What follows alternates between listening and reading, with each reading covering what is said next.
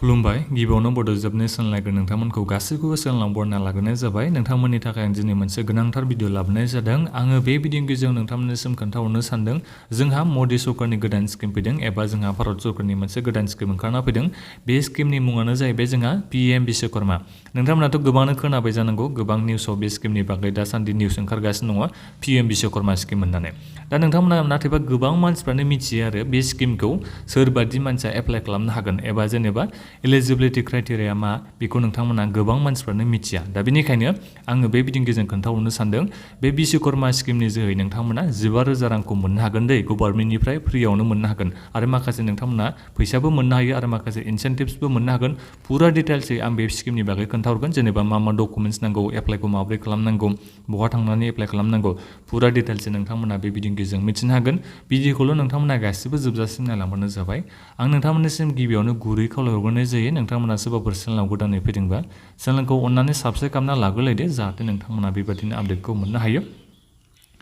गिबियावनोथ' आं नोंथांमोननिसिम बे स्किमनि बागै बेनिफिट्सनि बागै खोन्थाहरगोन जेनेबा नोंथांमोना मा मोननो हागोन बे स्किमनि जोहै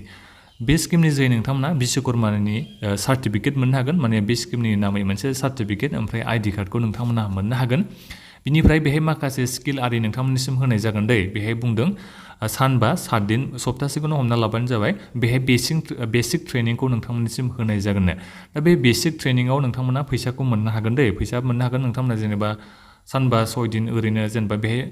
सानबा 7 दिन बेहाय होदों नालाय जायखिजाया बे सानाव नोंथांमोना माने ट्रेनिं लानायाव फैसा मोना बेबायदि नङा नोंथांमोना फैसाबो मोनबावगोनसो नोंथांमोना सानसेयाव 500 करि नोंथांमोना ट्रेनिं लानाय समावबो मोनगोन दै बेखौ नोंथांमोना मिथिना लाबानो जाबाय दा बेहाय बुंदों आरो 2 नाम्बाराव मा होनदों interested candidate can also enrol for 15 days 120 hours for advance ट्रेनिंनि थाखायबो नोंथांमोना मा खालामनो हागोन इनरल खालामनो हागोन ओमफ्राय नोंथांमोना सानसेयाव बेसेबां करि मोननो हागोन 500 रां नोंथांमोना माने 500 नोंथांमोना मास मोनसेयाव हाजिरा हिसाबै मोननो हागोन ट्रेनिं लानाय समाव बेखौ मिथिना लाबानो जाबाय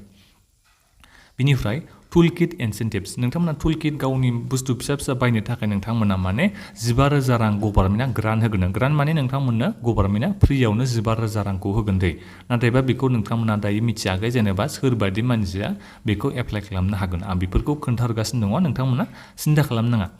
दा बिनिफ्राय फैदो जायफोर नोंथांमोना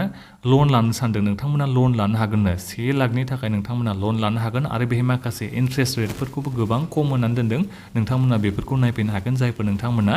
लन लानो सानदोंबा बेखौ आं नोंथांनिसिम खोन्थाहरनाय जाबाय लन लानो सानदोंबा लननि डिटेल्सखौ नोंथांमोना बेहाय नायफैनो हागोन दै माखासे इनसेन्टिभ्स आरि मोनगोन बेखौ बेहाय होनानै दोनदों दा बेथ' जाहैबाय जोंहा बेनिफिट्सआ लननि बागैबो आं एसे उनाव नोंथांमोननिसिम खोन्थाहरगोन बेसेबां इन्ट्रेस्ट नोंथांमोना होनो नांगोन बेफोरनि बागै जायफोर नोंथांमोना लन लानो गोसो गैया बेथ' जेबो नंला दे दानिया फैदो जोंहा एलिजिबिलिटि 15,000 रांनि थाखाय नोंथांमोना लन होनो नाङा बेखौ आं नोंथांनिसिम बुंहरनाय जाबाय 15,000 रांखौ गभर्नमेन्टआ नोंथांमोननिसिम फ्रियावनो हरगोन दै टुल किट इनसेन्टिभ हिसाबै दा बेहाय सोरबादि मानसिया इलिजिबोल जागोन एबा एप्लाइ खालामनांगोन जायफोर आर्टिसान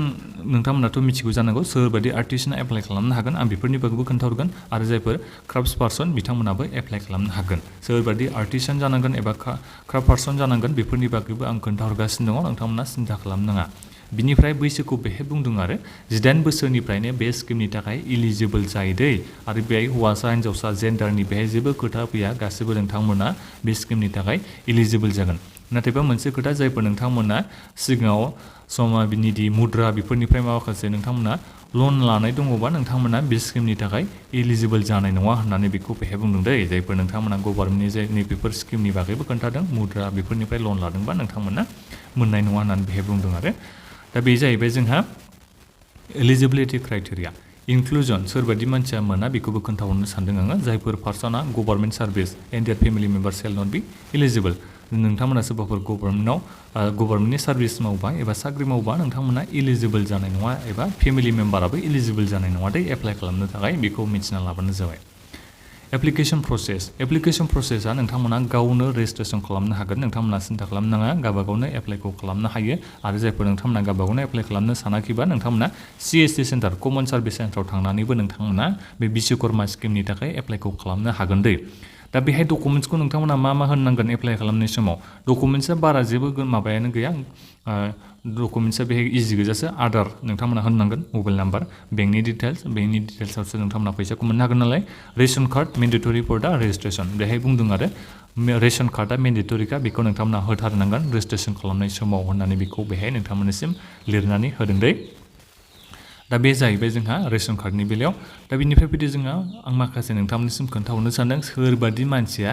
सोर क्राफ्ट पार्सन एबा आर्टिसानफ्रा एप्लाइ खालामनो हागोन बेखौ दानो आं नोंथांमोननिसिम खोन्थाहरनो सानदों नोंथांमोना बेहाय नायनो हागोन नैबेनिफ्राय नायबानो जाबाय जायफोर कारपेन्टार बर्ड मेकार बेहाय गोबांथार दङ नोंथांमोना नायनो हागोन कबलार दङ बेहाय गोबां पटार दङ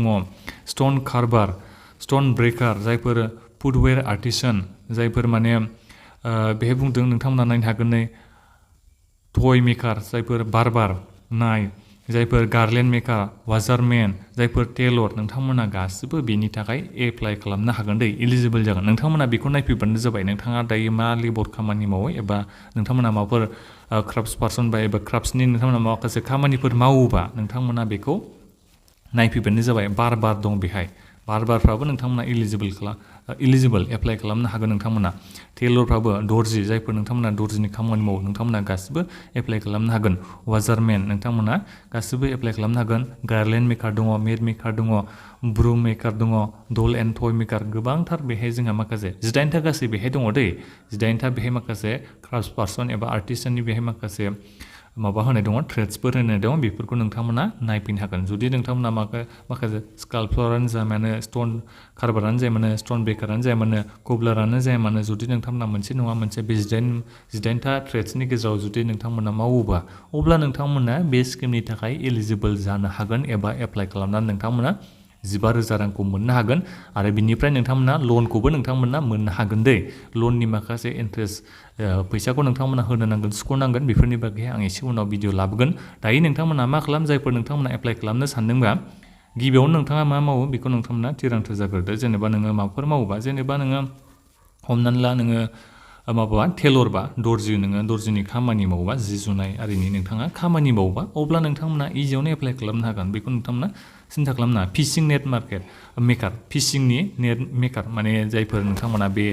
फिशिं माने बे माबाखौ ना हमग्रा बे माबाया होमबा नेटआ जिया बेखौ जायफोर बानायो नोंथांमोनाबो बिनि थाखाय इलिजिबोल अब्ला नोंथांमोना नायफैबानो जाबाय गोबां मानसिफ्रानो बेहाय इलिजिबोल जागोन दा बेनिखायनो नोंथांमोना बेफोरखौ एसे डिटेल्सखौ नायफैग्रोबानो जाबाय बिनिफ्राय आं नोंथांमोननिसिम एप्लाइ अनलाइन लिंकखौबो भिडिअनि डिसक्रिपसनाव होनानै दोनखादों नोंथांमोना सिन्था खालामनाङा इलिजिबोल क्राइटेरियाखौ एसे मोजाङै नायफैग्रोदो बे अफिसियेल वेबसाइटआव फैनानै आं बे अफिसियेल वेबसाइट लिंकखौ नोंथांमोननिसिम भिडिअनि डिसक्रिपसनाव होनानै दोनदों गासिबो भिडिअनि डिसक्रिपसनाव थांनानै चेक खालामबानो जाबाय माबाफोर सोंनांगौ दङबा नोंथांमोना बे स्किमनि बागै भिडिअनि कमेन्ट बक्सआव नोंथांमोना कमेन्ट खालामबानो जाबाय आरो आं बेखौनो बुंखादों दहायनो आं लनफोरनि बागै एसे उनाव भिडिअ लाबोगोन नोंथांमोना सिन्था खालामनाङा जायफोर लनखौ लानो गोसो नोंथांमोना दा बेखिनियानोमोन बे भिडिअखौ गासिबनोबो नोंथांमोना शेयार खालामबानो जाबाय जाहाथे गोबां मानसिफ्रानो बे PM विश्वकर्मा स्किमनि बागै मिथिनो हायो दा बेखिनियानोमोन